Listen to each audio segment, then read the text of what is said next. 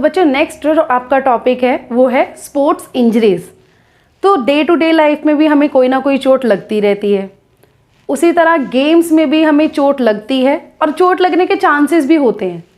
लेकिन कुछ रीजंस ऐसे होते हैं जिनकी वजह से चोट लगने के चांसेस बढ़ जाते हैं। तो वो चांसेस कौन कौन से हैं, सबसे पहले वो देखेंगे। तो सबसे पहला पॉइंट है आपका इनएडिक्वेट वार्मिंग अप। तो जब भी आप कोई भी एक्सरसाइज कर रहे हो या कोई भी गेम कर रहे हो, तो उससे पहले अगर आप प्रॉपर वार्मिंग अप नहीं करोगे तो आपको इंजरी होने के चांसेस ज़्यादा होंगे। नेक्स्ट है आपका अनसाइंटिफिक मेथड ऑफ ट्रेनिंग। तो क्या होता है, आज के टाइम पे बच्चों को बहुत क्रेज़ चढ़ा हुआ है कि बॉडी शॉडी बनानी है, जिम विम जाना है। तो उसके लिए क्या करते हैं कि यूट्यूब पर वीडियोस देखते हैं कि भाई ये ऐसे ऐसे एक्सरसाइज करनी है, पर वो ये नहीं देखते कि वो एडवांस लेवल की एक्सरसाइज है या फिर बिगिनर की है। तो जब भी आप एक्सरसाइज करो तो उससे पहले आपको अपना लेवल देखना चाहिए। अगर आप एडवांस लेवल की सीधे एक्सरसाइज करोगे तो भी आपको इंजरी लगने के चांसेस ज़्यादा होते हैं। नेक्स्ट है आपका लैक ऑफ न्यूट्रिशनल एलिमेंट्स। तो क्या होता है कि जब जो आपकी बैलेंस डाइट है उसमें जो आपकी बेसिक नीड्स हैं, एलिमेंट्स हैं, कैल्शियम हो गया, फॉस्फोरस हो गया, प्रोटीन हो गया, अगर यही सब चीज़ें नहीं होंगी तो क्या होगा, आपकी बॉडी उसे रिकवर नहीं कर पाएगी, तो जिससे इंजरी के चांसेस बढ़ जाएंगे। तो नेक्स्ट है आपका लैक ऑफ स्पोर्ट्स फैसिलिटीज़। तो अगर आपके पास स्पोर्ट्स की फैसिलिटीज़ अच्छी नहीं है तो भी इंजरी के चांसेस ज़्यादा रहते हैं। फॉर एग्जांपल आप ग्राउंड में रनिंग कर रहे हो, ग्राउंड अच्छा नहीं है, जगह जगह गड्ढे हैं, पत्थर हैं, तो आप अपनी रनिंग नॉर्मली करते जा रहे हो फुल स्पीड से, बीच में गड्ढा आ जाए तो उससे आपके पैर ट्विस्ट होने के चांसेस ज़्यादा रहेंगे। ऑब्वियस है, पैर मुड़ा तो चोट तो लगनी है। तो हमारी जो इक्विपमेंट है, हमारी जो फैसिलिटीज़ हैं वो भी अच्छी होनी चाहिए, जिससे हमें इंजरी के चांसेस कम होते हैं। तो नेक्स्ट है आपका not using a protective equipment. कई बार क्या होता है कि कई गेम्स में, जैसे क्रिकेट है, उसमें अगर आप हेलमेट पहनना ज़रूरी ही होता है, नहीं पहनोगे, ज़ोर से बॉल आ रही है, अगर वो आपके सर पे लग जाएगी या फेस पे लग जाए तो भी इंजरी के चांसेस बढ़ जाते हैं। तो जब भी आप जो गेम खेलो उसके जो प्रोटेक्टिव इक्विपमेंट्स होते हैं वो ज़रूर पहनने चाहिए। तो नेक्स्ट है आपका लैक ऑफ फिटनेस। तो बच्चों, अगर आप फिट नहीं हो और आप सोचो कि भैया आपने जिम ज्वाइन करा है तो आप पहले ही दिन हैवी वेट उठा लो, तो उससे भी आपको इंजरी होने के चांसेस ज़्यादा होते हैं। अब आप सोचो कि आप तो 3-4 दिन हुए आपको जिम गए हुए और आपसे पतला जो कोई सामने पर्सन है आपके एक्सरसाइज कर रहा है वो आपसे ज़्यादा वेट उठा रहा है, तो क्या होता है, कई बार देखा देखी में हम लोग भी ज़्यादा वेट उठाने की कोशिश करते हैं, तो वो देखा देखी के चक्कर में ही हमें इंजरी होने के चांसेस भी उतने ही बढ़ जाते हैं। तो नेक्स्ट पॉइंट है आपका प्रेशर टू परफॉर्म। तो क्या होता है कि पहले एक बेसिक एग्जांपल लेते हैं कि आज के टाइम पर हर पेरेंट्स को होता है भाई उनके बच्चे के नंबर आए 80%, 90%, 95%, जिसकी वजह से बच्चे के ऊपर वो प्रेशर बनाने लगते हैं और बच्चा कॉन्टिन्यूसली, वो कहते हैं ना, रट्टू तोता किताबी कीड़ा बनने लग जाता है, किताबों में घुसा रहता है, जिसकी वजह से क्या होता है, मेंटल इंजरीज होने के चांसेस बढ़ जाते हैं। उसी तरह गेम्स में भी होता है कि यार नेशनल खेलना है, नेशनल में हमें गोल्ड मेडल चाहिए, हमें इस लेवल पर खेलना है, तो उस चीज़ को अचीव करने के लिए क्या करते हैं स्पोर्ट्स पर्सन कि कॉन्टिन्यूसली ट्रेनिंग करते हैं। थकान की कंडीशन में एंजाइटी भी होती है, तब भी वो ट्रेनिंग करते रहते हैं। और कई बार क्या होता है कि प्रॉपर जब रिकवरी नहीं होती बॉडी की तो आपकी जो इंजरी के चांसेस हैं, कॉमन सी बात है, वो बढ़ जाते हैं। तो नेक्स्ट है आपका क्लासिफिकेशन ऑफ स्पोर्ट्स इंजरीज। तो जो खेलों में आपको चोट लगती है वो कौन कौन से चोट्स होती हैं उसके बारे में अब हम डिस्कस करेंगे। बेसिकली ये 2 तरह से होती है, एक आपकी होती है इंटरनल और दूसरी होती है एक्सटर्नल। इंटरनल तो क्या है, जो आपकी बॉडी में अंदर लगती है, चोट जो लगती है उसे आप देख नहीं सकते। दूसरी होती है आपकी एक्सटर्नल, यानी कि जो आपके बाहर मतलब बॉडी पार्ट पे जो चोट लगती है उसे आप देख भी सकते हो। तो इन इंजरीज को हम आगे और 2 पार्ट्स में डिवाइड कर सकते हैं। एक है आपका सॉफ्ट टिश्यू इंजरी और दूसरा है आपका बोन या जॉइंट इंजरी। तो सबसे पहले जो हम करेंगे वो है आपकी सॉफ्ट टिश्यू इंजरीज। तो सबसे पहले है आपका एब्रेशन। एब्रेशन क्या होता है, रगड़ लगना। बचपन से लेकर अभी तक हर किसी को लगी होगी और अभी भी लगती होगी, जैसे वो हल्का सा छिल जाता है, रेड सा हो जाता है ना, उसे हम कहते हैं एब्रेशन। तो ये तो होगी रगड़ लग गई, ठीक है। अब इसका मैनेजमेंट क्या है, वैसे तो सबको पता है जब रगड़ लगती है तो क्या करना होता है, लेकिन तब भी जान लेते हैं। तो कभी क्या होता है, जैसे रगड़ लग गई, या तो हम उसे पानी से साफ़ कर लेते हैं, मिट्टी लगी तो मिट्टी झाड़ ली, साफ़ कर ली, या और उसके बाद नॉर्मली या डिटॉल से कर लिया साफ़, या बीटाडिन लगा दी। लेकिन उसके बाद भी अगर हमें लगता है कि ज़्यादा है तो फिर हम क्या करते हैं, अपने डॉक्टर के पास जाते हैं। तो नेक्स्ट है आपका कॉन्ट्यूशन। कॉन्ट्यूशन क्या होता है, नील जब पड़ता है उसे हम कॉन्ट्यूशन कहते हैं। तो होगी कभी आपकी, कभी किसी से लड़ाई वड़ाई हुई होगी, घुसा घुसा पड़ा होगा तो देखा होगा नील पड़ जाता है। तो बेसिकली नील में होता क्या है, बाहर से चोट नहीं लगती, कोई स्किन वगैरह नहीं फटती आपकी। उसमें क्या होता है, जो आपकी अंदर इंटरनली मसल इंजर हो जाती है और आपके जो इंटरनल ब्लीडिंग हो जाती है। तो कभी देखा होगा क्रिकेट की बॉल तेज़ लग गई तब भी नील पड़ जाता है। तो इसके मैनेजमेंट क्या होगा, तो मैनेजमेंट के लिए या तो हम आइस पैक लगा लेते हैं, या बहुत ज़्यादा पेन हो रही है तो पेन किलर खा लिया, फिर भी बर्दाश्त नहीं हो रहा तो डॉक्टर के पास जाइए, वही ठीक कर सकता है। तो नेक्स्ट है आपका लेक्रेशन। लेक्रेशन क्या होता है, किसी भी तीखी नुकीली चीज से जब आपके कट लगता है, शार्प कट जब लगता है, उसे हम लेक्रेशन कहते हैं। तो अब कट तो लग गया, बट इसकी मैनेजमेंट कैसे करोगे? सबसे पहले तो कोशिश करना है कि अगर ज्यादा गहरा कट है, खून निकल रहा है, तो उस खून को रोकना है, मतलब प्रेशर से उसे रोकना। उसके बाद अगर मतलब उसको ड्रेसिंग वगैरह करो, लेकिन तब भी लगे ओवर ज्यादा हो रहा है, ब्लीडिंग हो रही है, कट नहीं मतलब बंद नहीं कर सकते, आप कुछ नहीं उसका कर सकते, तो अपने डॉक्टर के पास जाइए और उसकी ड्रेसिंग करवाइए। नेक्स्ट है आपका इंसीजन। तो इंसीजन भी कुछ लेक्रेशन की तरह ही होता है। लेक्रेशन में जैसे आपके कट लगता है, लेकिन वो ज्यादा गहरा नहीं होता। इंसीजन में क्या होता है, जब शार्प ऑब्जेक्ट से बहुत गहरा कट लगता है, बहुत ज्यादा चोट लगती है, कट वगैरह जो भी है, उसे हम इंसीजन कहते हैं। इसकी भी मैनेजमेंट एक तरह से सेम है लेक्रेशन की तरह, की कोशिश करो कि आप ब्लड को रोक लो, नहीं हो पा रहा तो उसके ऊपर जैसे एंटीसेप्टिक वगैरह जो भी है, डिटॉल वगैरह से ट्राई करो, फिर भी नहीं हो पा रहा तो कॉमन सी बात है, डॉक्टर के पास जाना ही पड़ेगा। तो नेक्स्ट है आपका स्प्रेन, जिसे कि कहते हैं मोच आना। तो बेसिकली ये आपकी लिगामेंट की चोट है।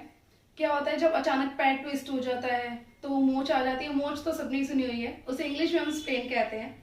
बेसिकली क्या होता है, या तो लिगामेंट टूट जाता है या लिगामेंट बीच में से फट जाता है, तो उस कंडीशन में हमारी मोच आती है। तो ये तो मैंने आपको बता दिया कि स्प्रेन क्या होता है। तो अब इसके मैनेजमेंट भी जान लेते हैं।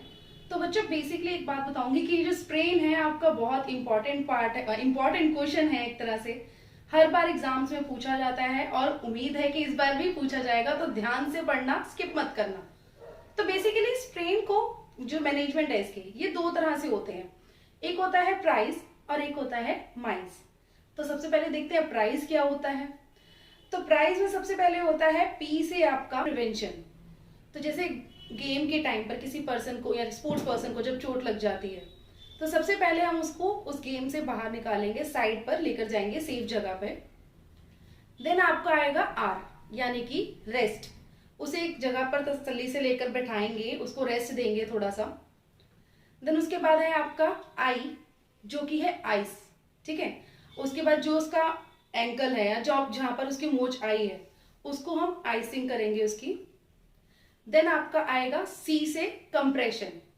तो अगर तो आपके पास उस वक्त क्रैप बैंडेज वगैरह है तो अच्छी बात है, आप उस बैंडेज से उसको कवर कर दीजिए। और अगर नहीं है तो उसे हाथ से उस एरिया को जहां पर अफेक्टेड एरिया है, उससे हाथ से थोड़ा सा दबा के रखिए, थोड़ा सा प्रेशर बनाना है। उसके बाद लास्ट आपका आता है ई से, यानी कि एलिवेशन। तो जो आपका इफेक्टेड एरिया है उसे नीचे लटका कर, मतलब जैसे आप चेयर पैर पे आपकी मोच आई है, तो आपको उस पैर को मतलब हल्का सा उठाकर रखना है ग्राउंड लेवल से ऊपर। फॉर एग्जाम्पल जैसे बेड पर बैठे हो, तो अगर आपने पैर सीधा रखा है, उसके नीचे आप पिल्लो रख सकते हो, जिससे वो हल्का सा ऊपर रहेगा। तो अब नेक्स्ट है आपका माइस। तो ये बेसिकली माइस का काम कब से स्टार्ट होता है, प्राइस के बाद, जब आपकी जो मोच में स्वेलिंग वगैरह है वो कम हो जाती है, खत्म मान लो एक तरह से। तो इसमें क्या है, MICE। एम सिर्फ एक डिफरेंट है जो कि है मोबिलाइजेशन। उसमें क्या होता है, जब आपकी स्वेलिंग खत्म हो जाती है तो जो आपका अफेक्टेड एरिया होता है उसकी थोड़ी बहुत मूवमेंट स्टार्ट करवाई जाती है। उसके बाद जो आई है उसका सेम है, आई, सी से कंप्रेशन एंड देन ई से एलिवेशन। तो नेक्स्ट है आपका स्ट्रेन। स्ट्रेन क्या है, आपके एक तरह से मसल्स की इंजरी है, उसमें क्या होता है, आपकी मसल जैसे खिंच जाती है, जैसे कभी बैक की मसल खिंच जाते हैं, उसको हम एक तरह से स्ट्रेन कहते हैं। अब इसका मैनेजमेंट क्या है, तो इसका मैनेजमेंट भी जो भी पीछे पड़ा है स्ट्रेन में, उसी की तरह है। प्राइस इसमें भी देते हैं। अब वो प्राइस गिफ्ट वाला प्राइस नहीं है, ये प्राइस जो मैंने अभी पीछे आपको थेरेपी बताई है सारी, ये वो है। तो इसमें भी सेम मैनेजमेंट होता है। तो दो चीजें याद कर लो, स्प्रेन आपकी जो लिगामेंट की इंजरी है, और जो स्ट्रेन है, पी और टी का फर्क है, जो स्ट्रेन है वो आपकी मसल की इंजरी है। तो ये तो सारी थी आपकी सॉफ्ट टिश्यू इंजरीज। तो अब हम पढ़ेंगे आगे बोन इंजरीज और जॉइंट डिसलोकेशंस। तो बेसिकली जो आपके डिसलोकेशन है, जॉइंट डिसलोकेशन है, वो 3 तरह के होते हैं। तो बेसिकली डिसलोकेशन मैंने जैसे अभी बताया 3 तरह के हैं। सबसे पहला डिसलोकेशन होता है आपका जॉ डिसलोकेशन। तो इसमें क्या होता है कि बेसिकली जो आपका एकदम से जैसे आप अचानक पूरा मुंह खोलते हो, या कभी बॉक्सिंग के वक्त पे प्लेयर को बॉक्सिंग पंच तेज लग जाता है, तो ये जॉ डिसलोकेशन होने के चांसेस होते हैं। तो उसके बाद है सेकंड है हमारा शोल्डर डिसलोकेशन, जिसे हम कहते हैं कंधा उतरना। तो जो इसमें हमारा बॉल एंड सॉकेट जॉइंट होता है, तो उसमें हमारे ये डिसलोकेशन होती है। तो तीसरा है आपका हिप डिसलोकेशन। तो हिप डिसलोकेशन में क्या होता है, ये भी एक तरह से आपका बॉल एंड सॉकेट जॉइंट है। तो इसमें भी जैसे ज्यादा इम्पैक्ट, हाई इम्पैक्ट पड़ने पर इसमें डिसलोकेशन होने के चांसेस हो जाते हैं।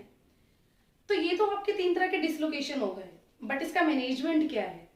सबसे पहला आपको ये करना है कि जब आपके कोई भी जैसे डिसलोकेशन जोन से भी पार्ट पर है, आपको उस पार्ट को ज्यादा मूव नहीं करना, और सबसे पहले अपने डॉक्टर को कॉल करनी है। देन आप एक काम और कर सकते हो कि उसकी सूजन कम करने के लिए आप उसके ऊपर आइसिंग लगा सकते हो।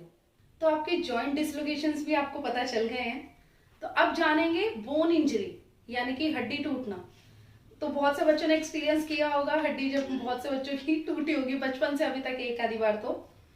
तो हम इसके बारे में डिस्कस करेंगे कि कितने तरह की बोन इंजरीज होती हैं और उसके मैनेजमेंट क्या है। तो सबसे पहले आता है आपका ग्रीन स्टिक फ्रैक्चर। तो ना ही ये हरे रंग का होता है और ना ही इसमें कोई एक डंडी होती है, स्टिक जो जिसे कहते हैं।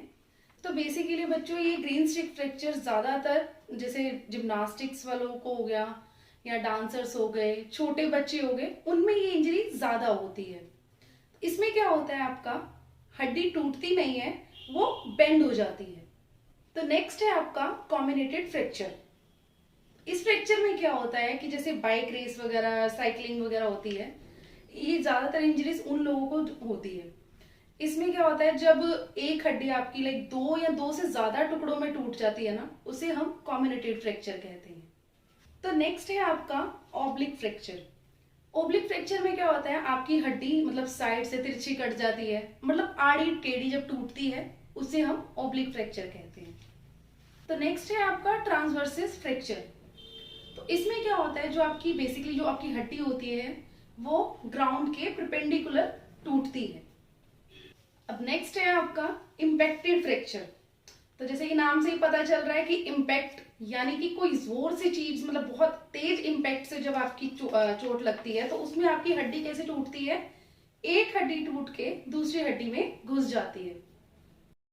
तो ये तो सारी हमने जान ली बोन इंजरीज। आप सोच रहे हो कि मैडम ने इसकी मैनेजमेंट तो बताई नहीं। तो इसकी मैनेजमेंट कुछ नहीं है बेटा, सिंपल सीधी याद रखना, इन सब इंजरीज में आप अपने आप कुछ नहीं कर सकते और अपने आप कुछ करने का सोचना भी नहीं है। सबसे पहले उस पर्सन को जिसको इंजरी हुई है उसको तसल्ली से बिठा दो, जिस पार्ट पर उसकी इंजरी हुई है उसे बिल्कुल मूव नहीं करना, उसको थोड़ा मतलब ऐसे रखना है कि ज्यादा मूवमेंट ना हो उसमें, और तुरंत ही अपने डॉक्टर के पास जाइए और उसका इलाज करवाइए। तो ये तो थी आपकी सारी इंजरीज और उनके मैनेजमेंट्स वगैरह। आई होप आपको अच्छे से समझ आई होगी। कोई डाउट है तो दोबारा वीडियो देख लीजिए, और तब भी नहीं क्लियर होता तो कमेंट हमें कर सकते हो, हम आपका जवाब ज़रूर देंगे।